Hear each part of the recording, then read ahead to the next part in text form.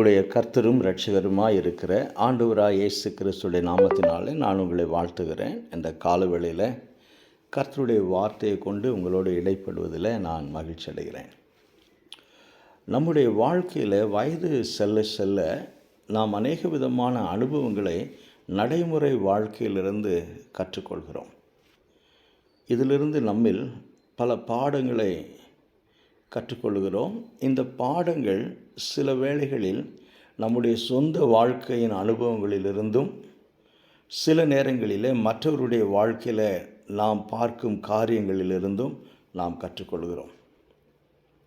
இந்த சம்பவங்கள் எதுவாக இருந்தாலும் சரி, அவைகள் தேவனுடைய அனந்த ஞானத்தின்படி, அதாவது இந்த பூமியில் நாம் வாழுகிற பொழுது நம்முடைய வாழ்க்கையில் நடக்கக்கூடிய சம்பவங்கள், நிகழ்ச்சிகள் எதுவாக இருந்தாலும் சரி, அது தேவனுடைய அனந்த ஞானத்தின்படியும் அவருடைய அனுமதியின்படியும் தான் நடக்கிறது என்பதை தேவனுடைய பிள்ளைகளாகிய நாம் புரிந்து கொள்ள வேண்டும் என்று தேவனுடைய வார்த்தை நமக்கு போதிக்கிறது.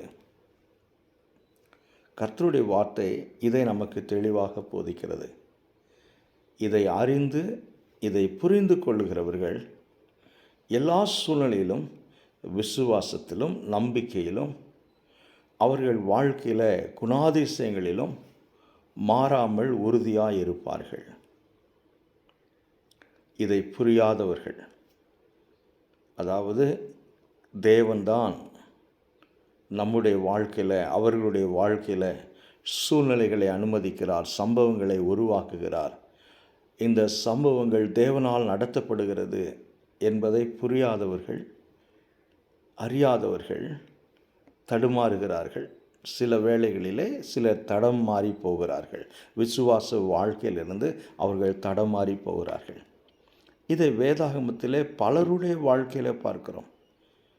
பல பெரிய மனிதர்கள், வேதாகமத்தில் பல பெரிய மனிதர்கள், ஆபிரகாம், தாவீது, புதிய ஏற்பாட்டுக்குள்ளாக கடந்து வருகிற பொழுது அப்போஸ்தலருடைய வாழ்க்கையிலும் கூட தடுமாற்றங்கள், தடுமாறியது மாத்திரமல்ல, அவர்கள் தடமாறி போகக்கூடிய ஒரு காரியத்தை நாம் பார்க்கிறோம். உதாரணத்திற்கு, பரலோக ராஜ்யத்தின் திறவுகோலை உன்னுடைய கரத்தில் கொடுக்கிறேன், பூலோகத்திலே நீ எவைகளை கட்டுகிறாயோ அது பரலோகத்திலே கட்டப்பட்டிருக்கும், பரலோகத்திலே எவைகளை கட்டவிழ்க்கிறாயோ அது பூலோகத்திலே கட்டவிழ்க்கப்பட்டிருக்கும் என்று ஒரு பெரிய பிரதான கட்டளையை, பெரிய ஆசீர்வாதத்தை பெற்ற மனிதன்தான் அப்போஸ்தலனாகிய பேதுரு. அது மாத்திரமல்ல, உயிர்த்தெழுந்த ஆண்டவராக இயேசு கிறிஸ்துவை 2 முறை சந்திக்கக்கூடிய வாய்ப்பை பெற்றவன் ஒரே நாளில். ஆனால் அந்த மனிதன் சில நாட்கள் கழித்து நான் மீன் பிடிக்கப் போகிறேன் என்று சொல்லி அவன் போனதுமல்லாமல் இருந்த சீசர்கள் எல்லாவற்றையும் அழைத்து கொண்டு மீன் பிடிக்கப் போனான். அது எதை வெளிப்படுத்துகிறது என்று சொன்னால், அவர்கள் விசுவாசத்திலிருந்து, அழைப்பிலிருந்து எவ்வளவாய் தடமாறினார்கள் என்பதை வெளிப்படுத்துகிறது. சிலருடைய வாழ்க்கையில் நாம் பார்க்கிறோம், ஏழ்மையிலிருந்து வசதியான வாழ்க்கைக்கு, வறுமையிலிருந்து செழிப்பான வாழ்க்கைக்கு, தாழ்ந்த நிலையிலிருந்து உயர்வான வாழ்க்கைக்கு, கஷ்டங்களிலிருந்து சந்தோஷமான வாழ்க்கைக்கு, வியாதியிலிருந்து சுகமான வாழ்க்கைக்கு அவர்கள் கடந்து போகிறார்கள். அப்படி கடந்து போகிற பொழுது சிலர் அவர்களுடைய குணாதிசயங்களில், அவர்களுடைய பழக்க வழக்கங்களில் மாற்றங்கள் கடந்து வருகிறது. சில வேளைகளில் இது நல்ல மாற்றங்களாக இருக்கும், சில வேளைகளில் அது பெருமையான, மேட்டிமையான மாற்றங்களாக இருக்கும். நம்முடைய பழைய வாழ்க்கையின் அனுபவங்களை மறந்து விடுகிறோம். சிலர் வாழ்க்கையில் உயர்ந்த பிறகு, வசதி வாய்ப்புகள் எல்லாம் தங்களுடைய வாழ்க்கையில் கடந்து வந்த பிறகு அவர்கள் கடந்து வந்த பழைய வாழ்க்கையை மறந்து விடுகிறார்கள். அந்த பழைய வாழ்க்கையில் யாரெல்லாம் அவர்களோடு பிரயாணம் செய்தார்கள், யாரெல்லாம் அவர்களுக்கு உதவி செய்தார்கள் என்பதை மறந்து விடுகிறார்கள். இதிலிருந்து பாடங்களை கற்றுக்கொள்ளவும் அவர்கள் மறந்து விடுகிறார்கள். எனக்கு அருமையான தேவனுடைய பிள்ளைங்களே, நம்முடைய உயர்வுக்கு காரணமாக இருந்தவர்களை நாம் மறந்து விடக்கூடாது. மற்றவர்களை மதிக்க தவறிவிடக்கூடாது. நம்முடைய உயர்வுக்கும் வசதியான வாழ்க்கைக்கும் தேவனே காரணம் என்பதை நாம் புரிந்து கொள்ள வேண்டும். அவரே நம்முடைய வாழ்க்கையில் காரியங்களை சம்பவங்களை நடத்துகிறார், வரும்படியாக செய்கிறார் என்பதை நாம் புரிந்து கொள்ள வேண்டும். இதுதான் இந்த நாளின் செய்தியாக நான் வேத வசனத்திலிருந்து உங்களுக்கு சொல்ல விரும்புகிற ஒரு காரியம். இதன் அடிப்படையில் இந்த நாளின் செய்திக்காக நான் தெரிந்து கொண்டிருக்கக்கூடிய வேத வசனம் 107வது சங்கீதம். இந்த 107வது சங்கீதத்தில் 33வது வசனத்திலிருந்து இந்த சங்கீதம் நிறைவாக மட்டுமாக, அதாவது 43வது வசனம் வரைக்குமாக சில காரியங்களை நான் உங்களோடு பகிர்ந்து கொள்ள விரும்புகிறேன். எப்படி நாம் நன்றியுள்ள பிள்ளைகளாக இருக்க வேண்டும், உயர்விலும் தாழ்விலும் தேவனே நம்மை உயர்த்துகிறார், தேவனே நம்மை ஆசீர்வதிக்கிறார், தேவனே நம்முடைய உயர்வுக்கு காரணமாக இருக்கிறார் என்பதை எப்படி நாம் புரிந்து அறிந்து கொள்ள வேண்டும் என்பதை இந்த வசனத்திலிருந்து பார்க்கிறோம். இதை அறியாது இருக்கிற பட்சத்தில், இதை உணராது இருக்கிற பட்சத்தில் நாமும் தடுமாறுவதற்கான வாய்ப்புகள் உண்டு. பாருங்கள், சவுலுடைய வாழ்க்கை குறித்து நாம் படிக்கிற பொழுது, முதல் முறையாக வெற்றியை சவுல் ருசித்த பொழுது அவன் என்ன செய்தான் என்று சொன்னால், சாமுவேல் தீர்க்கதரிசி அவனை தேடி போகிற பொழுது அவன் தனக்கு ஒரு ஊரிலே ஜெயஸ்தம்பம் கட்டி அங்கே இருந்து கடந்து போனான் என்று சொல்லி வேதத்தில் வாசிக்கிறோம். சரி, நேபுகாத்நேச்சார் பாபிலோனிய பேரரசனுடைய அரசன் பெரிய அரண்மனையை கட்டி அந்த அரண்மனையில் அவன் வாழுகிற பொழுது அவன் மனதில் ஒரு நாள் பெருமை வந்தது. நான் கட்டின அரண்மனை என்று அவன் பெருமையாக அந்த அரண்மனையிலே இருந்து சொன்னான். அதனுடைய விளைவு என்ன என்பதை நீங்கள் அறிந்திருக்கிறீர்கள். பாபேல் கோபுரத்தை கட்டின ஜனங்கள், அவர்கள் கோபுரத்தை கட்டுவதற்கு தேவையான எல்லா வசதி வாய்ப்புகளும் அவர்களிடத்தில் இருந்தது.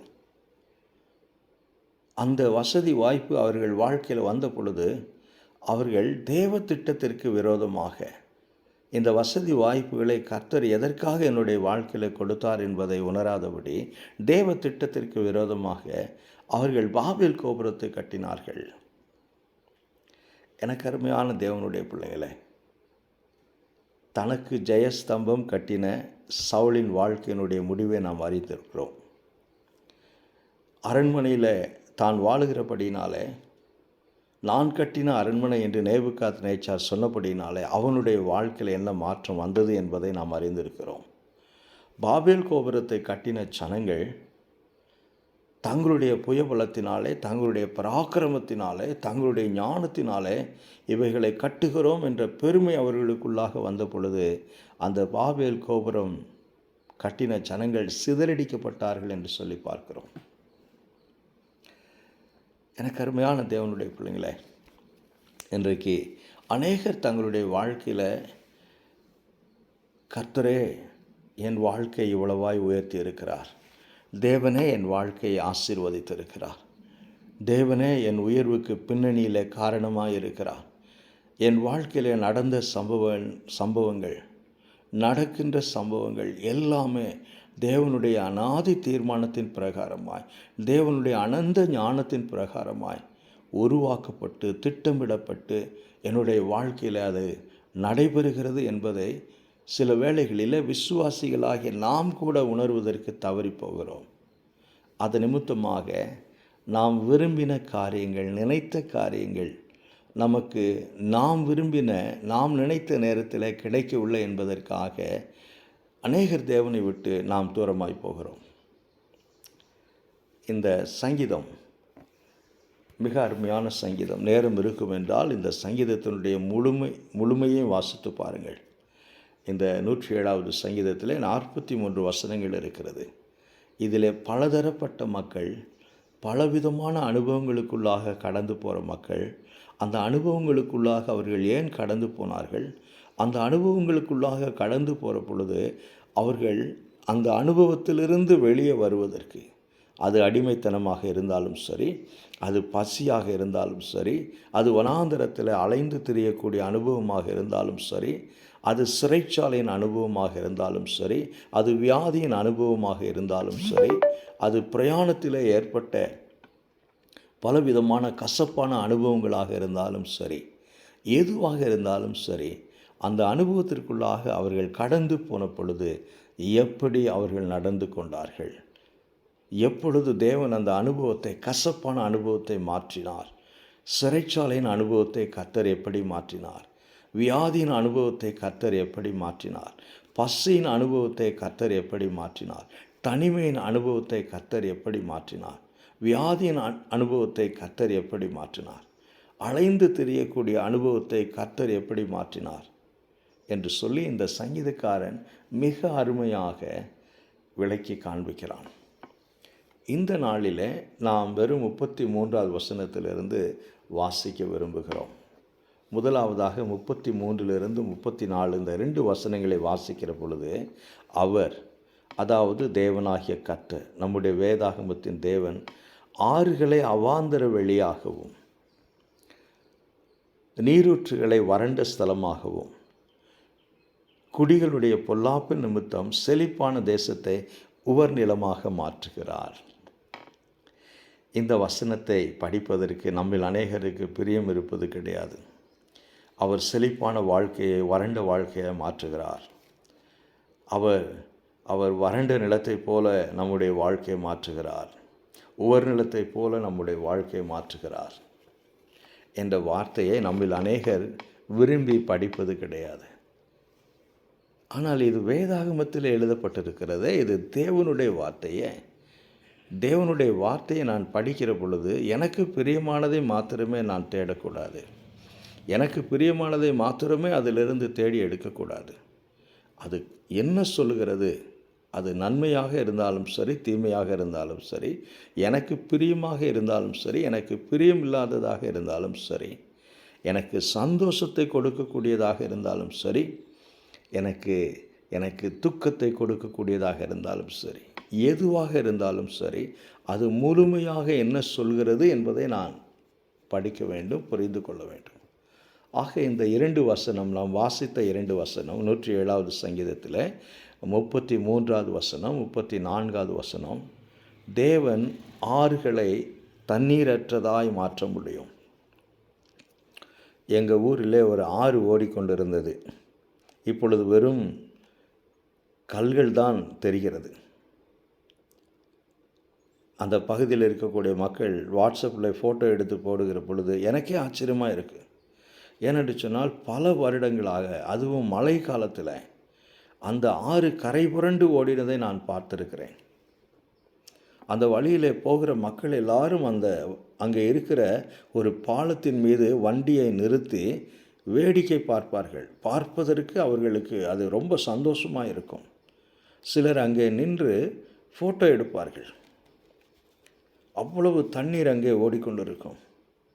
ஆனால் இப்பொழுது அந்த ஆற்றில் சுத்தமாக தண்ணீர் இல்லை. அந்த ஆற்றில் சுத்தமாக குடிப்பதற்கு கூட தண்ணீர் இல்லை. அக்கம் பக்கத்தில் இருக்கிற கரையோரத்தில் இருந்த மக்கள் இப்பொழுது தண்ணீர் இல்லாமல் கஷ்டப்படுகிறார்கள் என்ற செய்தி வருகிறது. எனக்கு அருமையான தேவனுடைய பிள்ளைகளே, இது நம்முடைய வேதாகமத்தின் தேவனுடைய செயல்.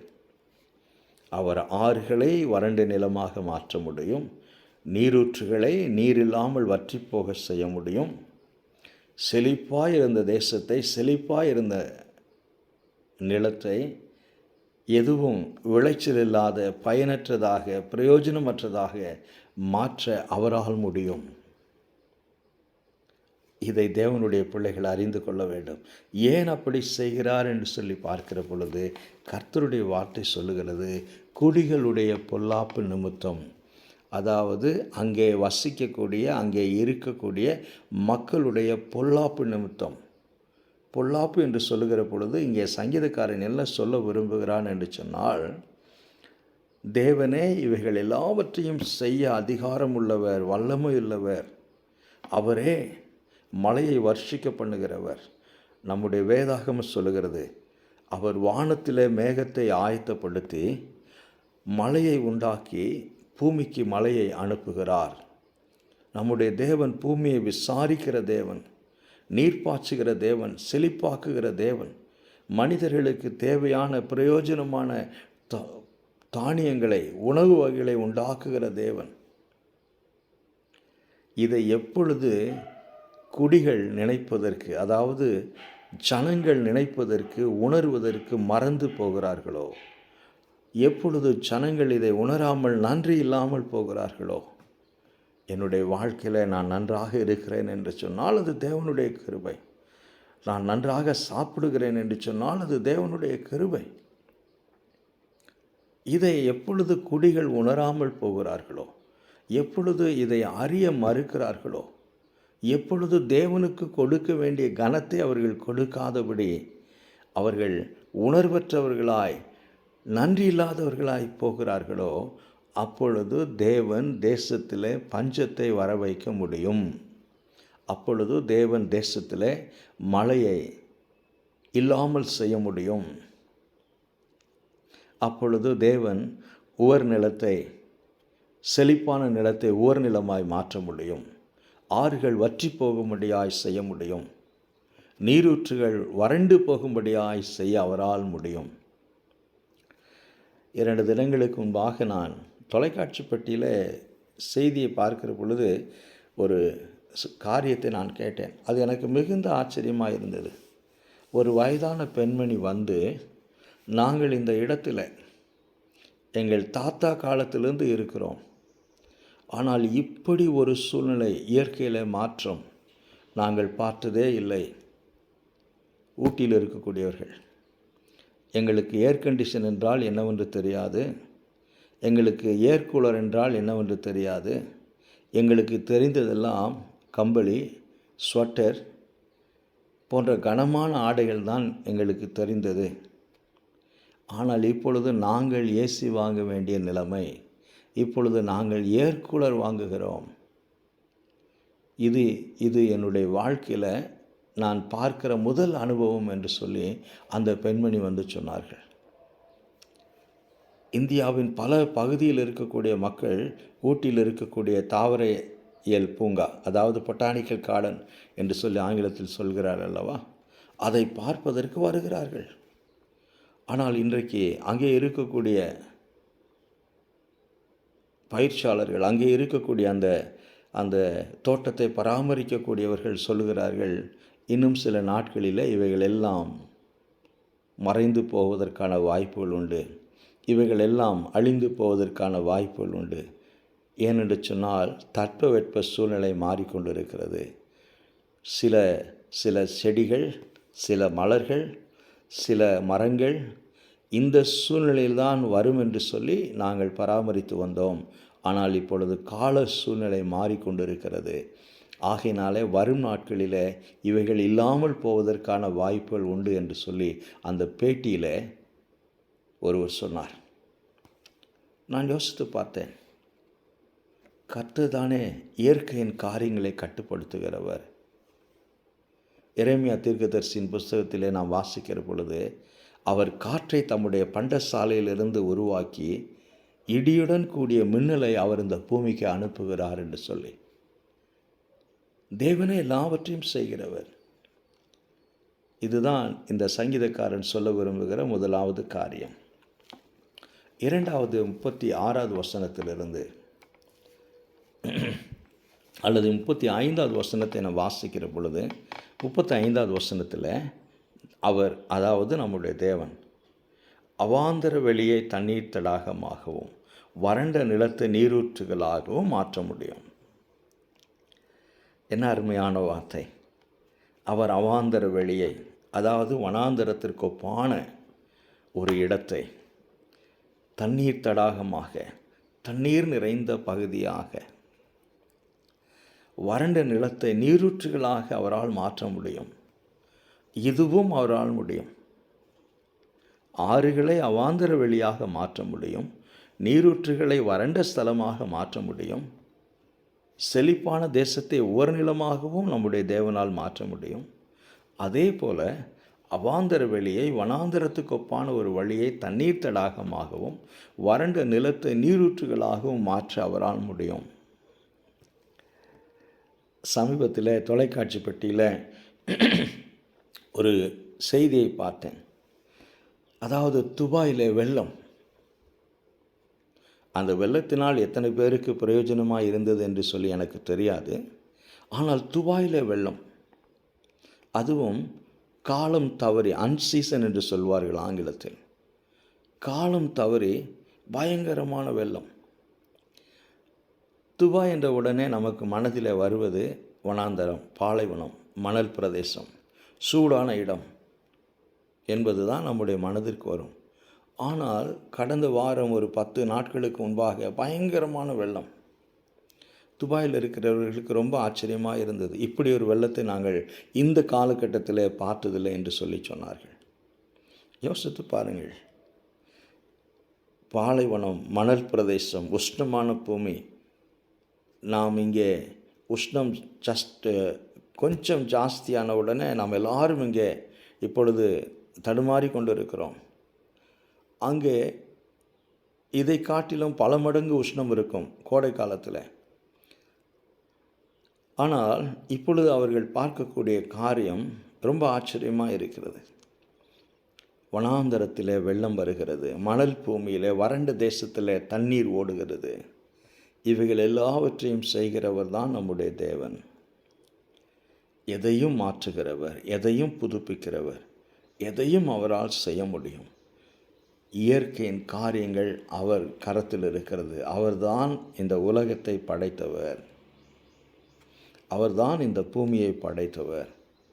நம்முடைய கண்களால் பார்க்கக்கூடிய இயற்கையின் காரியங்கள் எதுவாக இருந்தாலும் சரி, மலைகள், பர்வதங்கள், ஆறுகள் என்று எதுவாக இருந்தாலும் சரி, அவைகள் எல்லாவற்றையும் படைத்தது நம்முடைய தேவன்.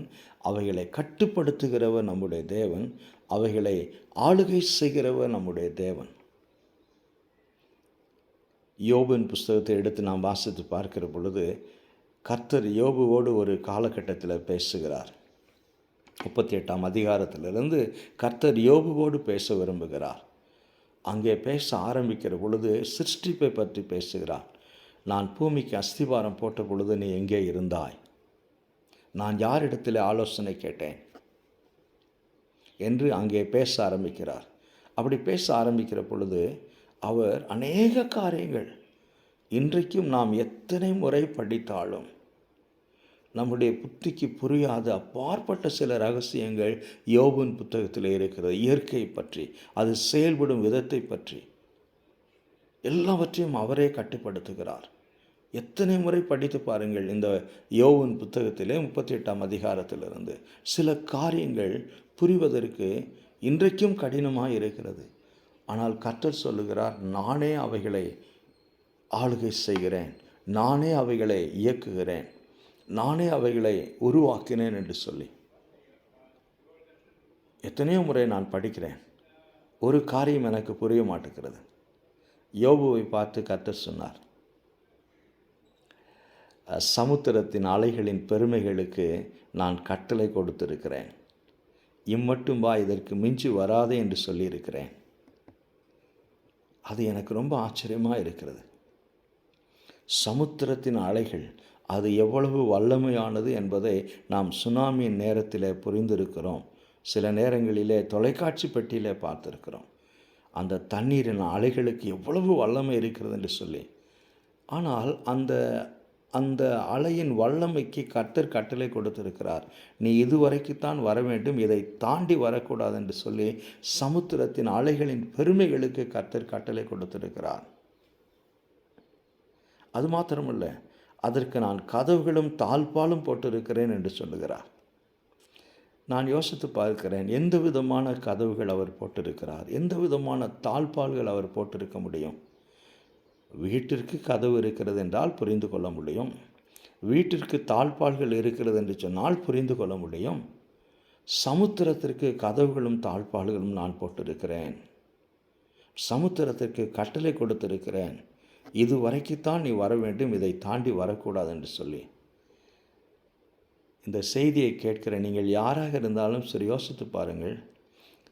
பூமியை சுற்றிலுமாக சமுத்திரம், தண்ணீர் அதிகமாக இருக்கிறது.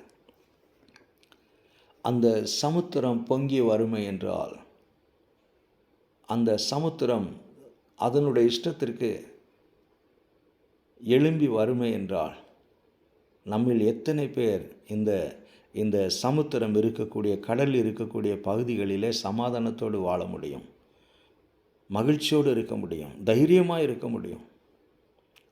யோசித்து பாருங்கள். ஒரு முறை ஒரு நிகழ்ச்சி நிமித்தமாக நான் 3 நாள் ஒரு இடத்துல தங்கியிருக்கிறேன். நான் இருக்கிற அறையில் நான் படுத்திருக்கிற பொழுது எனக்கு காதில் சத்தம் பயங்கரமாய் கேட்கிறது இரவில். அது என்னவென்று சொன்னால், எனக்கு பின்னாடி இருக்கக்கூடிய கடலின் அலைகள். அதாவது மகாபலிபுரத்தின் பீச் ரோட்டில் ஒரு ஹோட்டலில் நான் தங்கியிருக்கிறேன். அந்த நான் தங்கியிருக்கிற அறையிலிருந்து கடற்கரைக்கு ஒரு 1/2 கிலோமீட்டர் தூரம் இருக்கும், அவ்வளவுதான். இரவு படுத்திருக்கிற பொழுது ஒவ்வொரு நாளும் அந்த கடல் அலைகளின் இரைச்சல் பயங்கரமாக என்னுடைய காதில் ஒலித்து கொண்டே இருக்கும். அந்த அலையின் இரைச்சலை கேட்கிற பொழுதெல்லாம் எனக்கு யோபுவோடு கர்த்தர் சொன்ன வார்த்தை ஞாபகத்திற்கு வரும். யோபுவோடு கர்த்தர் பேசின வார்த்தை எனக்கு ஞாபகத்திற்கு வரும். அந்த வார்த்தைகள் எனக்கு ஞாபகத்துக்கு வருகிற பொழுது பயம் கடந்து போகும். ஒரு நாள், முதல் நாள் எனக்கு தூக்கம் வரவில்லை.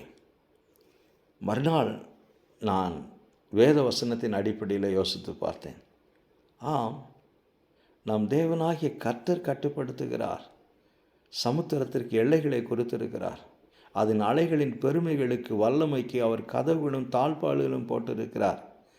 அவர் அனுமதித்தால் அது எவ்வளவு தூரம் வேணாலும் வரும், எங்கே வேணாலும் வரும். மனிதனால் ஒன்றும் செய்ய முடியாது. மனிதனுடைய ஞானத்தினால், மனிதனுடைய சக்தியினால், மனிதனுடைய பலத்தினால், மனிதனுடைய பணத்தினால் எதுவும் செய்ய முடியாது. அதை சுனாமி நேரத்திலே நாம் பார்த்திருக்கிறோம். தேவன் அனுமதித்தால் என்ன வேணாலும் நடக்கலாம். என்னுடைய தேவன் அனுமதிக்கவில்லை என்றால் நான் சமுத்திர கரையிலே படுத்திருந்தாலும் கூட அந்த அலைகள் என்னை தொடாது. தேவனாகிய கர்த்தர் இயக்குகிறவராய், ஆளுகை செய்கிறவராய், படைத்தவராய் இருக்கிறார். யோபுவுக்கு அவர் சொன்ன வார்த்தை. எனக்கு அருமையான தேவனுடைய பிள்ளைகளை, யோசித்து பாருங்கள். நம்முடைய தேவன் ஆறுகளை அவாந்தர வெளியாக மாற்ற முடியும். நீரூற்றை வறண்ட ஸ்தலமாக மாற்ற முடியும். அவாந்தர வெளியை தண்ணீர் தடாகமாக மாற்ற முடியும். இதுதான் நம்முடைய தேவன். மூன்றாவதாய் பார்க்கிற பொழுது, இந்த சங்கீதத்தில் 36வது வசனத்திலிருந்து நீங்கள் வாசித்து பார்ப்பீர்கள் என்றால், சங்கீதக்காரன் சொல்லுகிறான், பசித்தவர்களை அவர் குடியேறும்படியாய் செய்கிறார். அவர்கள் நகரத்தை கட்டும்படியாக செய்கிறார். அவர்கள் வயல்களை உண்டாக்கும்படியாக செய்கிறார். அவர்கள் திராட்சை தோட்டங்களை நாட்டி அது அவர்களுக்கு பலன்களை கொடுக்கும்படியாய் செய்கிறார். அவர்களுக்கு மிகுதியான மிருகஜீவன்கள், மிகுதியான ஆசீர்வாதங்கள் வரும்படியாய் செய்கிறார். இப்படி எல்லாவற்றையும் கர்த்தரே செய்கிறார் என்று சொல்லி இந்த சங்கீதத்தில் சங்கீதக்காரர் சொல்லுகிறான். நம்முடைய கையின் பிரயாசத்தை ஆசீர்வதிக்கிறவர் அவர். என்னதான் நாம் முயற்சி செய்தாலும், இன்றைக்கு அநேகர் நினைக்கக்கூடிய காரியம் என்னவென்றால், வாழ்க்கையில் நான் என்னுடைய முயற்சியினால் நான் உயர்ந்திருக்கிறேன், என்னுடைய ஞானத்தினால் உயர்ந்திருக்கிறேன், என்னுடைய கடின உழைப்பினால் நான் உயர்ந்திருக்கிறேன், நான் படித்தபடினாலே நான் உயர்ந்திருக்கிறேன், நான் என்னுடைய முயற்சி என்று சொல்லி அநேகர் இன்றைக்கு பேசுவதை, சிந்திப்பதை நான் பார்க்கிறேன். எனக்கு அருமையான தேவனுடைய பிள்ளைங்களே, சில நேரங்களில் மனநிலை பாதிக்கப்பட்டவர்களை நான் பார்க்கிற பொழுது யோசித்து பார்ப்பேன். ஒருவேளை நாம் மனநிலை பாதிக்கப்பட்டவர்களாக இருந்தால் என்ன செய்வோம்? நேற்று காலையில் அதிகாலை 5 மணி அளவுக்கு நான் ரயில்வே பிளாட்ஃபார்மில் நடந்து போய் கொண்டு இருக்கிறேன் என்னுடைய பிரயாணத்திற்காக. வாட்டசாட்டமான ஒரு மனிதன், அழகாக இருக்கிறான். ஆனால் அரை நிர்வாணமாக பிளாட்ஃபார்மில் படுத்து கிடக்கிறான். அரை நிர்வாணமாக குப்பத்தொட்டி அருகிலே படுத்து கிடக்கிறான். போகிற வரவங்க எல்லாரும் அவனை பார்க்கிறார்கள். ஆனால் அவன் எந்த விதமான கவலை இல்லாமல் அந்த குப்பத்தொட்டி அருகே படுத்து கொண்டிருக்கிறான். அவன் அரை நிர்வாணமாக இருக்கிறான். முக்காவதி அவனுடைய உடம்பில் துணிகள் இல்லை. காரணம், மனநிலை பாதிக்கப்பட்டிருக்கிறது. இதற்கு யார் காரணம்? இயேசுசாமியின் இடத்துல அவருடைய சீசர்கள் வந்து கேட்டார்கள், இந்த வாலிபன் இப்படி பிறந்திருப்பதற்கு, குருடனாய் பிறந்திருப்பதற்கு யார் காரணம்? அவனுடைய அப்பா அம்மா செய்த பாவமா? அவனுடைய முப்புதாக்கள் செய்த பாவமா? இவன் செய்த பாவமா என்று சொல்லி இயேசு கிறிஸ்துவினிடத்தில் கேட்டார்கள். சில நேரங்களிலே நாம் யோசித்து பார்க்க வேண்டும். நாம் எந்த விதமான ஊனம் இல்லாமல், கை கால் எதுவும் ஊனம் இல்லாமல், குருடு இல்லாமல், ஊமையாக இல்லாமல், முடவர்களாக இராமல், பைத்தியங்களாக இல்லாமல் நாம் இந்த பூமியிலே பிறந்திருக்கிறோமே, அதற்கு யார் காரணம்? தேவனாகிய கர்த்தர் காரணம். 139வது சங்கீதத்தை வாசித்து பாருங்கள். அங்கே தாவீது ராஜா சொல்லுவார், என் தாயின் கற்பத்திலே நான் அதிசயமான வகையில், பிரமிக்கத்தக்க வகையில், ஆச்சரியமான வகையில் கர்த்தாவே நீர் என்னை படைத்திருக்கிறேன். என்னுடைய கருவை உம்முடைய கண்கள் கண்டது. என் ஆயுசு நாட்கள் இவ்வளவு என்பதை கர்த்தாவே நீர் அறிந்திருக்கிறீர் என்று அங்கே சங்கீதக்காரன் சொல்லுவான். இப்படி மனநிலை பாதிக்கப்பட்டவர்களை நான் பார்க்கிற பொழுதெல்லாம் நினைப்பேன், நான் நன்றாக இருக்கிறேன் என்று சொன்னால் தேவனுடைய கிருபை. சில நேரத்தில் சாலையில் நடந்து போகிற பொழுது நான் ஒரு சிலரை பார்க்கிறேன். அவர்களுக்கு ஸ்ட்ரோக், அந்த வலிப்பு வியாதி வந்து கையும் காலும் வராதபடி அவர்கள் எவ்வளவு கடினப்பட்டு நடந்து போகிறார்கள் என்று சொல்லி. சில ஆண்டுகளுக்கு முன்பாக என்னோடு ஒருவர் வருவார். நான் 10 அடி எடுத்து வைத்தால் அவர் 1 அடி எடுத்து வைப்பதற்கு தடுமாறுவார். காரணம் என்னவென்று சொன்னால், அவருக்கு ஸ்ட்ரோக் வந்து அவருடைய கை கால் விழுந்து போயிற்று. சில ஆண்டுகள் கழித்து எனக்கு ஸ்ட்ரோக் வந்தது. ஆனால் நடமாடுகிறேன், பேசுகிறேன். இதை யோசித்து பார்க்கிற பொழுது, அந்த மனிதனை விட நான் எந்த விதத்தில் நீதிமான், பரிசுத்தவான், நல்லவன்? நம்மில் அநேகர் யோசிப்பது கிடையாது. நமக்குள்ளே பெருமை வருகிறது.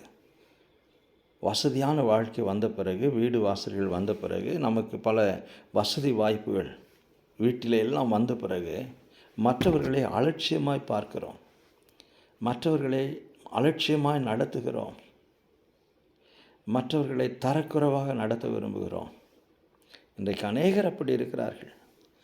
எனக்கு அருமையான தேவனுடைய பிள்ளைங்களே, உயர்வு, தாழ்வு, வறுமை, செழிப்பு எல்லாம் கர்த்தருடைய கரத்தில், தேவனுடைய கரத்தில் இருக்குது. அவரே அதை உருவாக்குகிறார் என்பதை தேவனுடைய பிள்ளைகள் உணர்ந்து கொள்ள வேண்டும் என்பது தான் இந்த சங்கீதம் நமக்கு சொல்ல விரும்புகிற காரியம்.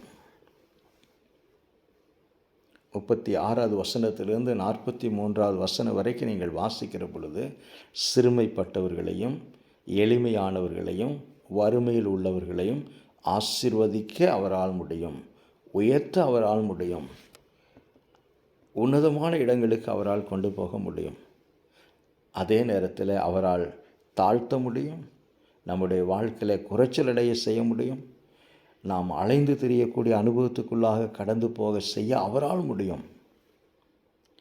நம்முடைய வாழ்க்கையின் சம்பவங்கள், உயர்வு, தாழ்வு எல்லாம் கர்த்தருடைய கரத்தில் இருக்கிறது. அவரே அதை ஆளுகை செய்கிறவர், அவரே அதை நிர்ணயம் பண்ணுகிறவர், அவரே அதை வாய்க்க பண்ணுகிறவர். இதை தேவனுடைய பிள்ளைகளாகிய நாம் உணர்ந்து கொள்ள வேண்டும். 2 தினங்களுக்கு முன்பாக நானும் என் மனைவியும் வாகனத்தில் போய் கொண்டு இருக்கிற பொழுது, சாலை ஓரத்தில் கண்ணீர் அஞ்சலி என்ற ஒரு நோட்டீஸ் போர்டை நான் பார்த்தேன். நியூஸ் பேப்பராக இருந்தாலும் சரி, சாலை ஓரத்தில் இருப்பதாக இருந்தாலும் சரி, இந்த கண்ணீர் அஞ்சலி என்ற அந்த ஒரு வால் போஸ்ட் நான் பார்க்கிற பொழுது, நோட்டீஸை பார்க்கிற பொழுது, முதலாவது நான் பார்க்கிற காரியம், அந்த மனிதன் பிறந்த தேதி, இறந்த தேதி, எந்த வயசில் அந்த மனிதன் இறந்து போனான் என்று சொல்லி நான் பார்ப்பேன். ஒருவேளை என்னை விட குறைந்த வயதில் இறந்து போயிருப்பார்கள் என்றால் நான் ஆண்டவருக்கு நன்றி சொல்வேன். 2 தினங்களுக்கு முன்பதாக நானும் என் மனைவியும் பார்த்த அந்த அந்த நோட்டீஸ் போர்டு, நல்ல அழகான வாலிப பையன் 23 வயதிலே மரித்து போயிருக்கிறார். நல்ல அழகான வாலிப பையன் 23 வயதிலே மரித்து போயிருக்கிறான்.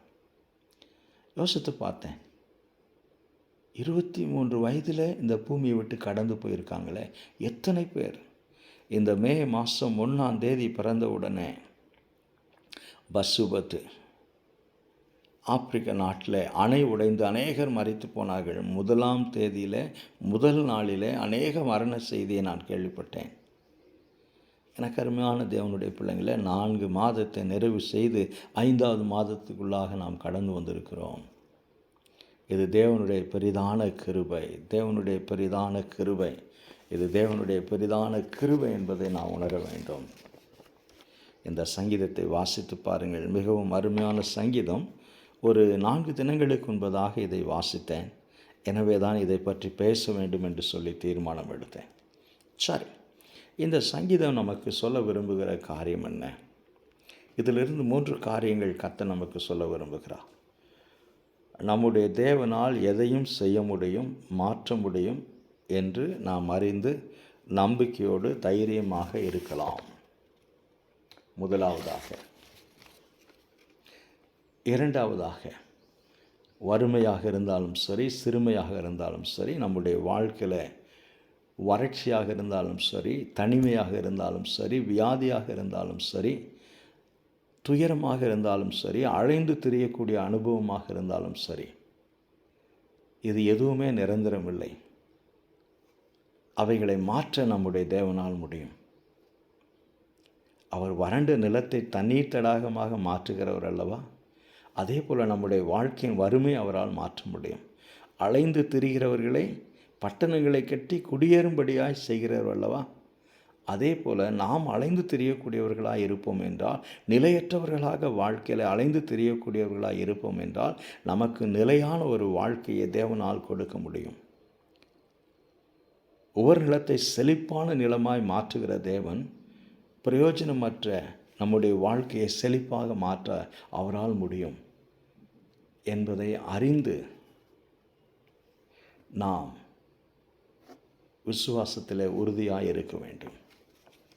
3ஆவதாய் பார்க்கிற போது, குறைவையும் வறுமையையும் சிறுமையையும் தனிமையையும் அலைந்து திரியும் அனுபவத்தையும் தேவன் ஒரு நோக்கத்திற்காக நம்முடைய வாழ்க்கையில் அனுமதிக்கிறார் என்பதை நாம் அதையும் அறிந்து கொள்ள வேண்டும். அதாவது உயர்வு வருகிற பொழுது நமக்கு பெருமையோ மனமேட்டிமையோ வராதபடி பாதுகாத்து கொள்ள வேண்டும். சிறுமை வருகிற பொழுது சோர்ந்து போகாமல் தேவனுடைய கிருபையை நாம் நோக்கி பார்க்க வேண்டும். அதற்கான காரணத்தை நாம் நோக்கி பார்க்க வேண்டும். ஆக இந்த 3 காரியங்களை இந்த வார்த்தையிலிருந்து தேவனாகிய கர்த்தர் நமக்கு சொல்ல விரும்புகிறார். அவர் எல்லாவற்றையும் மாற்றக்கூடியவர், புதுப்பிக்கக்கூடியவர், எல்லாவற்றையும் அவர் உருவாக்கக்கூடியவர். நம்முடைய வாழ்க்கையின் சம்பவங்களை ஒரு நோக்கத்திற்காக தேவனாகிய கர்த்தர் அனுமதிக்கிறார்.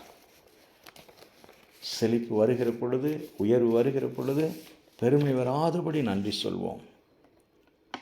சிறுமை வருகிற பொழுது அதற்கான காரணத்தை நாம் அறிந்து அவருடைய கிருபையை நோக்கி பார்ப்போம்.